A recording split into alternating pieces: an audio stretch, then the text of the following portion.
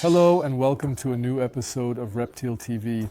My intro animal for you today is a beautiful corn snake. You might not be too surprised, a corn snake that might be considered too ordinary as an intro animal. But why not? So corn snakes on one hand are beautiful terrarium snakes, I would say, or rather I would say it is definitely the number 2 after the royal python. 2 in the popularity ranking in global terroristics. In terms of coloration, I would say it is classic, although it doesn't look entirely classic. I will also show you the belly scales. So it does not have the classic checkerboard pattern on the belly that a corn snake actually has. Maybe just a starting question for the corn snake enthusiasts among you or the experts in the field. How would you classify the color, or what do you think about the color? So I would classify it as classic, or if we offer something like this in our shop, we would present it as classic, but maybe some of you know a bit more about this color. Just your little brainstorming down there, curious to see what he says about it. A little background information about this corn snake and why I have it in my hand. It was part of the study on phobias that is discussed in the episode. The episode focuses on spider phobias, but snake phobias were also addressed and examined, and that was part of this investigation. I had made it available here at IB University, and that's why it is my introductory animal today. So a little university star, so to speak. And I am back here at the prestigious library of IB University, Health and Social Sciences, with Professor Wolfgang Schäberle. You know him from the episode where we discussed phobias related to spiders, which we also filmed here, as well as from episodes about indigo snakes and pedagogy. Spider venoms, exactly. We have done a lot. We have done much. Today our focus is on hypnosis itself. Hypnosis, a treatment for snake phobias, we can take that as a broad term. And you come into play and can explain to us how such hypnosis works. And later, we will also see excerpts from the hypnosis. Exactly. We explained last time that we are part of a research project on the effects of hypnosis, and especially on the sustainability of hypnosis.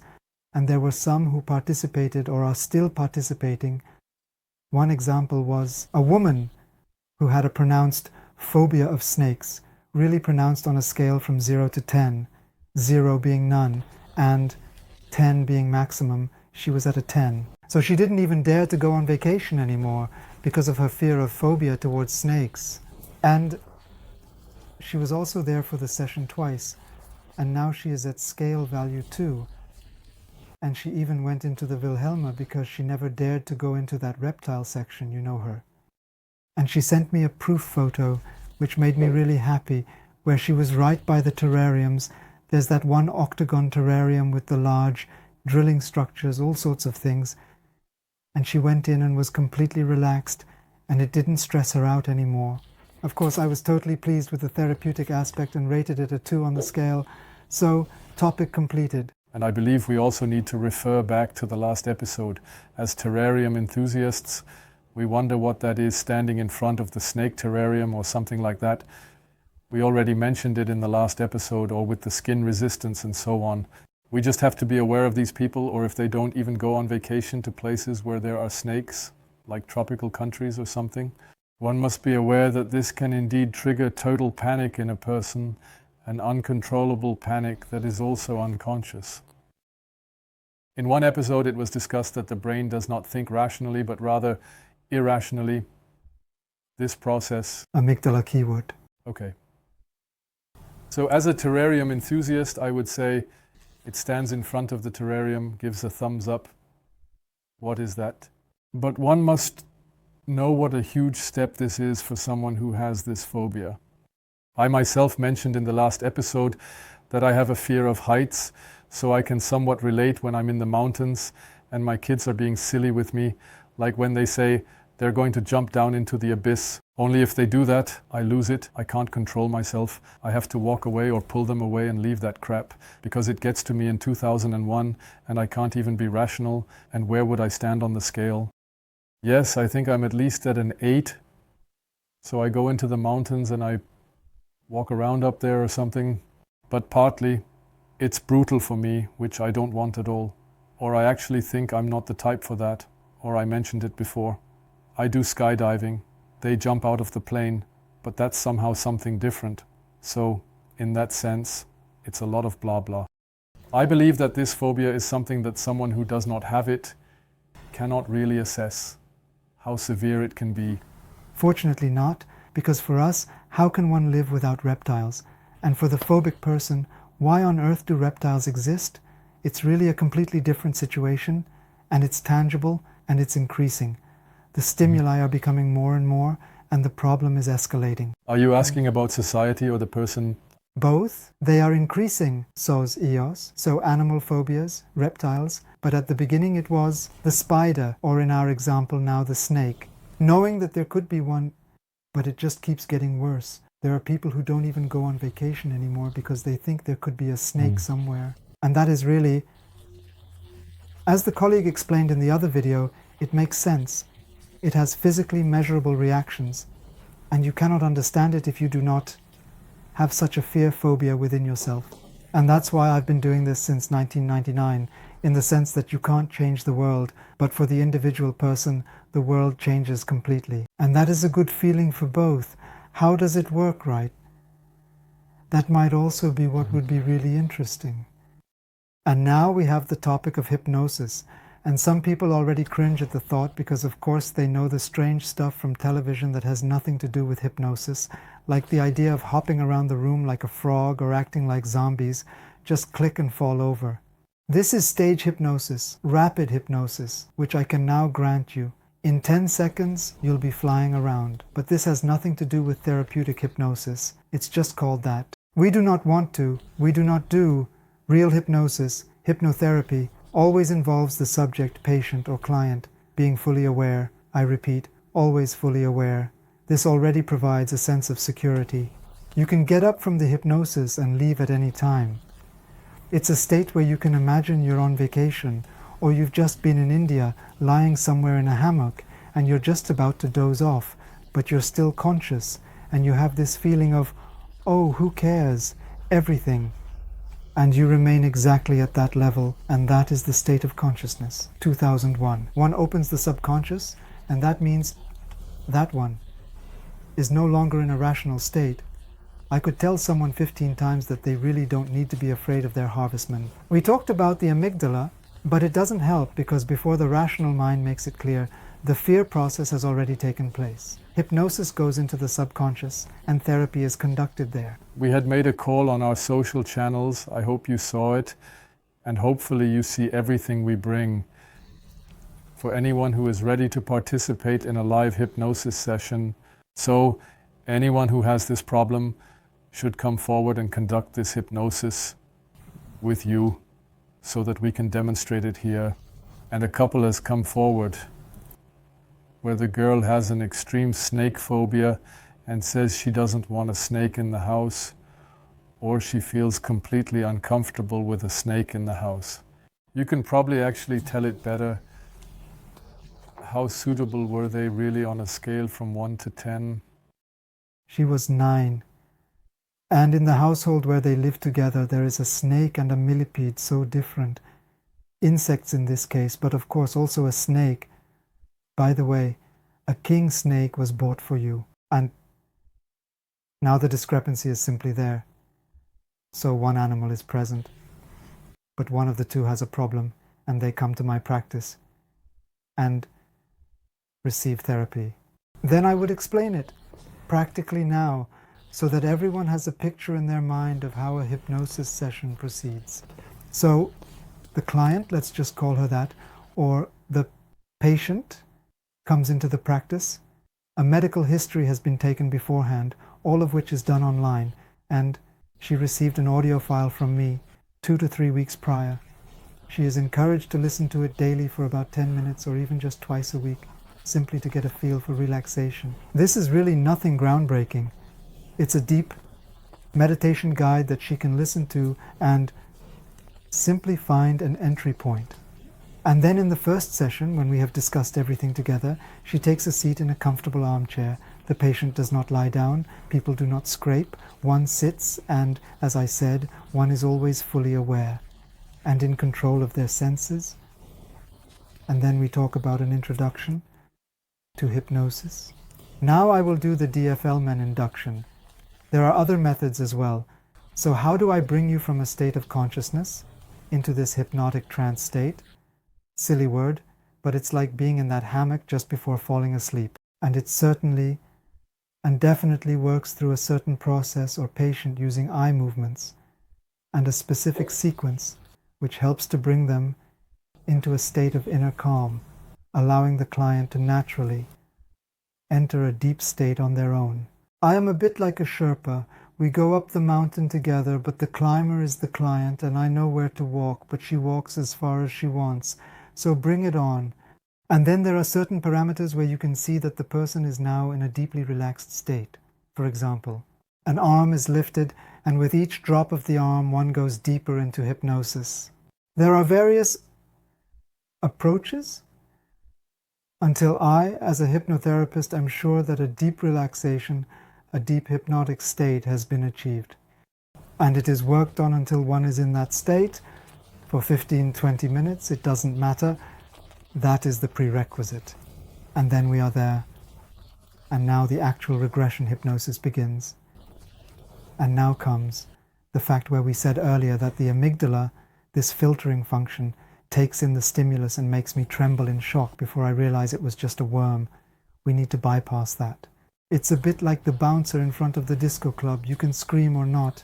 And now he gets a break and we can go deeper into the club, just like a picture, 1,000. And now we enter the situation and search for the emotion. The crucial point is that with regression hypnosis, when you ask the patient, you have a fear of snakes and this fear triggers an emotion in you.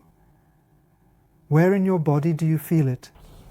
They might say, the stomach. Then comes the next question. If I ask you for a word, which word could you use to describe fear?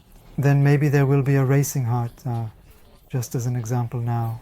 And perhaps let me add another sentence to that. I get terrible heart palpitations, and then we go one step further in regression during hypnosis and say, I will count to 5 and we will go to the first situation where you felt exactly this feeling.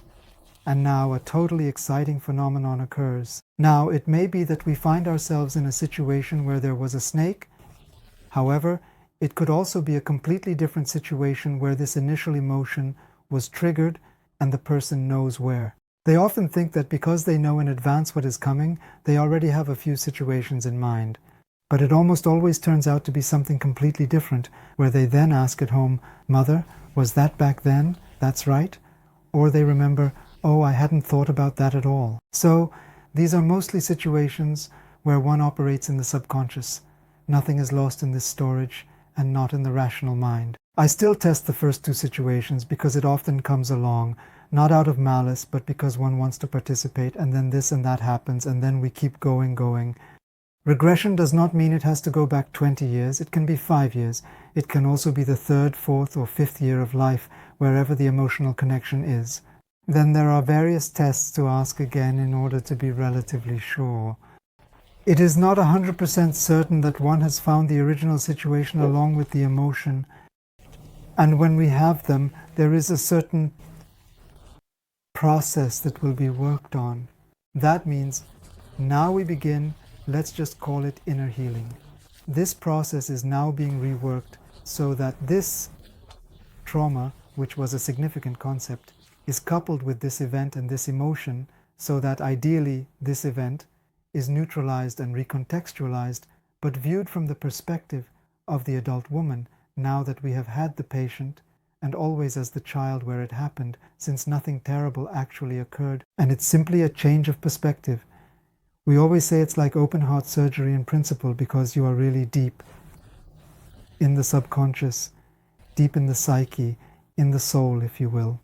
And sometimes tears come up, but that's completely normal. It's not a bad thing at all, because you are really very, very open in a safe space. And then you work through the situation, and then you go into 2 or 3 other situations and test.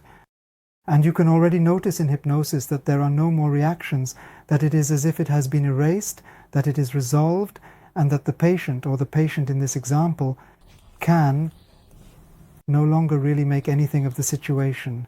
Because then it has as much meaning as a glass of water on the table or a piece of paper, or if I just do this now. This doesn't have any significance, only works in the mind. It can last up to an hour, 90 minutes for such a session. Interesting to ask about the time afterward. One loses all sense of time, people are gone, they don't even know if they have cried or not, so it has a deep, deep effect. And then there will also be testing. And depending on what it was, for example, in the case of acrophobia or with, if someone specifically has a fear of a millipede, which I don't have in droves at home, then they just get the assignment. Or I have a network where I say, please go when you feel ready for 3 days and test it out and just let it happen and see what comes of it. Record it and send it to me. One must not make any promises of certainty, but it is very high. So even in the study, it is skyrocketing. And then this topic is an original quote, for example, from a patient. Funny, when I see a snake in the Wilhelm now, it feels like it's been erased. So this connection of emotions no longer exists. It's nice to see. I don't have to have one at home, but if there were one, it would be on. Yes, just like when a dog walks by or whatever, like a small child, that connection is no longer there. And that is the big difference from other forms of therapy, in my view, that I believe hypnosis bypasses the consciousness and goes into the subconscious, however one wants to define that. And here it seeks the cause with an open heart, so to speak. And that is done in 2 sessions. I don't do more than 3 sessions. It may be important that if it has not worked sustainably after 3 attempts, it was the wrong therapy. Everyone has their own affinities. If one person wants something different, I recommend they go elsewhere. But 2, at most 3, and then it's done. From my perspective, it's a super exciting episode today. So we talked, dear community, and showed you relatively few animals. It simply brings the topic of 2001 with it. Nevertheless, I found it absolutely a reptile or terrarium topic. The issue certainly exists. Yes, 1,000 thanks to you, Wolfgang, for that. There was a question I didn't want to interrupt with earlier. I would have interrupted you. You said that the show Hypnosis, with all the jumping around, means that the person who is jumping is simply in a deeper state of hypnosis. If you turn me into a frog here, then you have simply hypnotized me deeper. You said you could do that to me.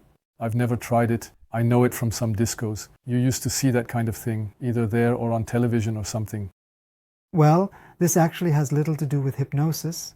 It's a sensory overload, a shock overload, where various senses, the eyes, the body, are completely overwhelmed, and in that moment you briefly lose consciousness, like in a Mike Tyson knockout, where you don't see the punch coming from below, and then you're out quickly, and during that time you're just carried away. But this has nothing to do with hypnosis.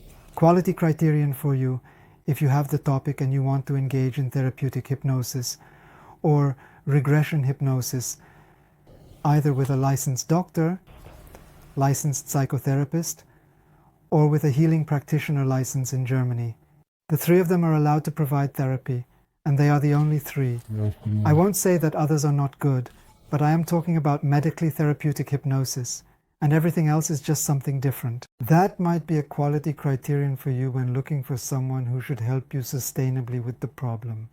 You can go to Stuttgart, but if you are too far away, you can stand somewhere else. Yes, I found it really exciting, and if you thought it was good too, thumbs up. I'm really just curious about your comments below. What do you think about the topic? Can you put yourselves in that position, or do you just say something like, how can someone have such a phobia, or how...